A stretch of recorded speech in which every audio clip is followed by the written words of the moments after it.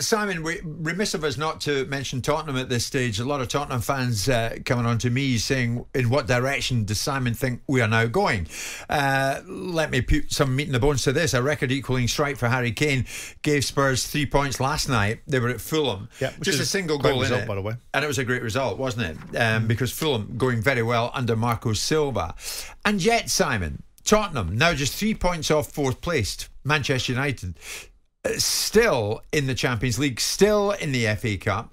Are you surprised that a section of the Tottenham away support last night were chanting, Daniel Levy, get out of our club? Yeah, I think it's pretty puerile. That's the standard go-to narrative, isn't it? Get rid of Levy because he's the worst thing that's ever happened to Tottenham Hotspur. And whilst people could suggest that ultimately they could do more, put more money behind it, it isn't Daniel's money, it's Joe Lewis's money. And ultimately he has someone, irrespective of how indexed he is with Erik and so on and so forth, he does have to run the club in a certain way. Now, I mean, it's a half glass empty mentality, isn't it, at that club? How do you shift it? Well, that's Tottenham supporters. That's how they look at the world. What I do agree with them on is Tottenham aren't very much fun to watch. They're just not fun to watch. And for the football fans that are really emotively invested, it must be even more antagonising for them because they've got a manager that they think was a winner, and now they're beginning to question him because he's pragmatic, overseeing a side which, on the whole, until they actually go behind, can be quite boring to watch. I sit there and but do you want boring? Do you want fun to watch, or do you want to be where they are in the Champions League, FA Cup, and 3 points off fourth place? But you want to see building on that, don't you? That was what they did. Now, what they're doing is playing in these competitions in a way that isn't engaging people. Why can't they turn this positive manager, in terms of the fact that he's a manager that wins leagues, maybe not the most positive of play that he brings out, into a sort of momentum like Newcastle? I hate to keep using Newcastle as the boilerplate because I don't think they are the boilerplate. I think they're a moment in time, and that time will probably You don't, because I think they'll stay with it because of the backing that they've now got. And maybe you're right. I think this is just a start. Maybe you're right, and maybe they'll go on. At this moment in time, what they are is a very entertaining team to watch. And all of a sudden, people like Alan St-Maximin, that were the real stars at Newcastle, are now bit-pot players because they've moved on. Yeah. But why do Tottenham fans have to watch a Tottenham side that is playing football, operating at the highest end, at the highest part of the league in the cup competitions, but actually are like a box of chocolates? You never know what you're going to get. Yeah, but wait a minute. They watched a fantastic, entertaining side under Pochettino, who is a manager who you regularly slammed. Yes. I didn't slam. I didn't say he was up to you did. No, I never slammed him. I said he's not... You called him a bridesmaid. Well, that's fine. I called lots of people bridesmaids, and I was wrong in the case of Steve Cooper. But I don't sit there with the superlatives that are laid at Pochettino's door. That's what I rail against. Of course he's a capable manager. Of course he's a decent manager. He produced a decent Tottenham side. No. Never said he wasn't a capable manager. I just said he's not a world beater. People put him up as a world beater. I don't think he is. I think he's a capable manager. It would be ridiculous for me not to say that he isn't. But Tottenham, for me, are an enigma wrapped up in a riddle because they've got everything seemingly right. Brilliant stadium. They've got a decent group of players in there. They spent some money to back the manager. They've got a manager in there that's a live one. And yet still we are in this situation where Tottenham often never cease to disappoint because they're not an easy watch. You watch them, and maybe it's because I've got too many Tottenham fans as mates that I'm starting to get infected with their negativity. But I don't look at Levy and go, because he's in the Belgium, I've got to defend him. Because Daniel and I have had many a dust-up over the years. And I do think that Daniel could do things far better at times than he does. But on the other side of it, I do not think he's the reason why Tottenham Hotspur aren't achieving on the pitch and aren't achieving a style of play. That's the manager, and that's the players. It's not Levy's fault they're not more fun to watch, as you say. Exactly. So why did they chant, get out of our club last night? Because they're idiots. When they've got to where they're at with, as you say, Conte, who's a live one. Because they're idiots. Listen, football fans are the lifeblood of a football club. You know, I love the fans at Palace and I love the emotivity, but some of them really do need to have a word with themselves. The point is that what they say and what they do sometimes is completely and utterly counterproductive. But I do also... and I'm getting in this sort of, me, myself and Irene moment of evaluating everything. I do actually understand that it's frustrating being a Tottenham fan. And even more frustrating when you see Arsenal playing fluid football, that's really easy on the eye, seeming to evolve. It wasn't so long ago that Spurs handed Arsenal their head. We've got to get context here. Yeah. But for them, not only are they not watching a brand of football that's particularly entertaining, they ain't exactly really progressing. They're staying still. There's no exponential leaps. There's nothing to get excited about. Yeah, we're in Europe, but we're actually quite boring when we're playing. Yeah, we're inside the top 5, and actually we're knocking on the door of the top 4, and we can get there again. But actually, football is a little bit, not great. And we have to keep getting booted up the backside at half time. We have to watch 45 minutes of dross, handbrake, pass the ball sideways, never do anything of any real productivity, find ourselves losing a game to get our balls out of our handbags and play. That's what the Tottenham fans, to some extent, will be saying. But you were sniping about Tottenham when Pochettino was there. Sniping in what respect? Well, you were giving it large that he was never the man for the longer term. They wouldn't win anything substantial. No, I didn't say that. I said wouldn't win anything significant. I said that he had a massive opportunity with that Tottenham side and he won nothing. I also said this idea that he is the shoe-in for all these big jobs. He's the one that's going to fix Manchester United because look at what he did at Tottenham. What he did at Tottenham was snatch defeat from the jaws of victory on a number of occasions. Right, he took him to a Champions League final they didn't turn up in, and he took him to a league that they possibly should have won when Leicester won it. Where they are right now, 3 points off 4th place United. Still in the Champions League, still in the FA Cup. Is this the season they're going to win something? I advocated for it being that way, and I thought that Tottenham would win something. But I think Conte is spreading a brand of instability by the contract that he's under and the style of play that he insists upon. Tottenham are better than the style of play they've chosen. They choose a style of play that isn't engaging, so you win on no fronts.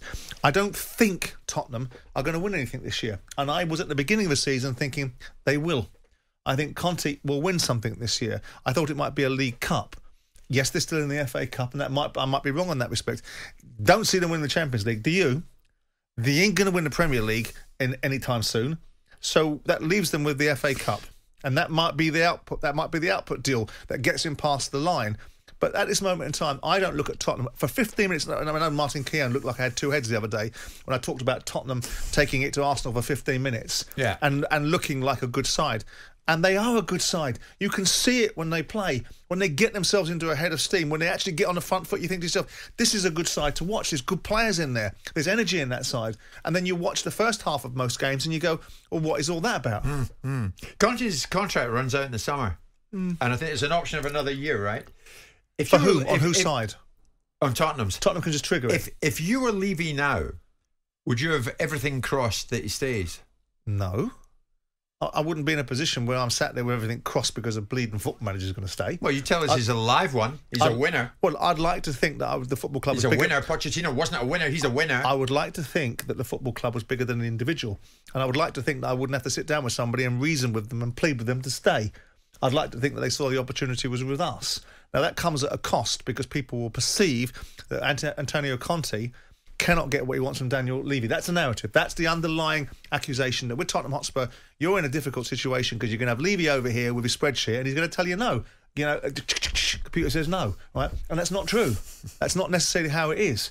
But on the other side of the argument, you've got Conte that doesn't play a brand of football that people are particularly enjoying, doesn't fit with the much overused expression, the DNA of Tottenham Hotspur, which goes back to the 60s. When you talk about Harry Kane and you talk about eclipsing Jimmy Greaves' record, Jimmy Greaves played in a Tottenham side that you'd like to watch. Harry Kane plays in a Tottenham side that actually you're a bit ambivalent about. Well, funnily enough, you brought me on to that. Kane scored goal number 266 last night. That equals Jimmy Greaves' Tottenham record, one that stood for more than half a century.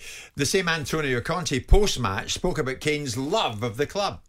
Harry is Tottenham, no? He's Tottenham, and it's very clear this. He has Tottenham in his heart, and also today he showed. I think that he gave a great signal to play, despite you were not so good. Kane's contract runs out 2024.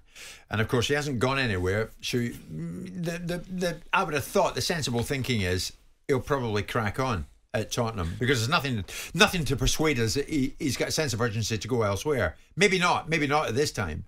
When Manchester City was very much on, then we all went with that because Harry had as good as said to Gary Neville, I want to go there. If he's I want the manager in an ill-advised to do me a favour. Interview, the chairman. If there is an opportunity for Harry Kane to go to a side that's capable of achieving more than Tottenham, because they've got the financial resources and the current team, he'll go.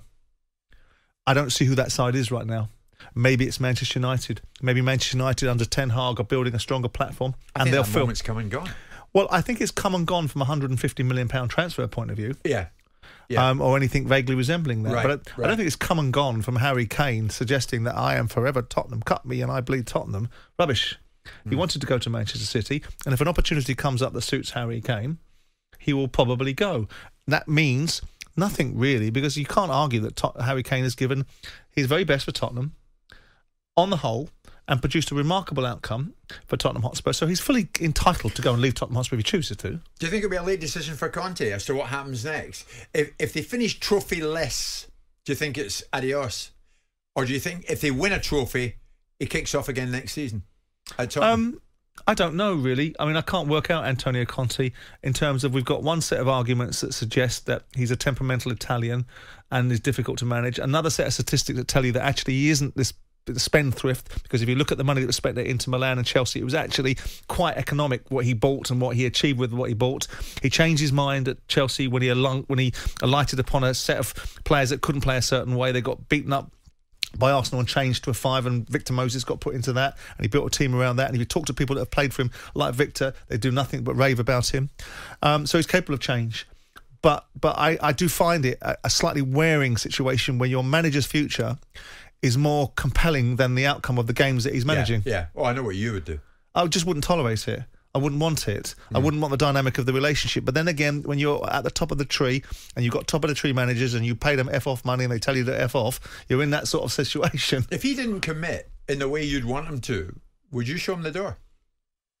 I wouldn't want an act of self-harm. I wouldn't want to take a decision that to cut my nose off to spite my face. And I wouldn't want to be in a situation where I just did something to prove to people that I was the almighty Oz inside the building. I mean, Levy did it with Mourinho before the League Cup final.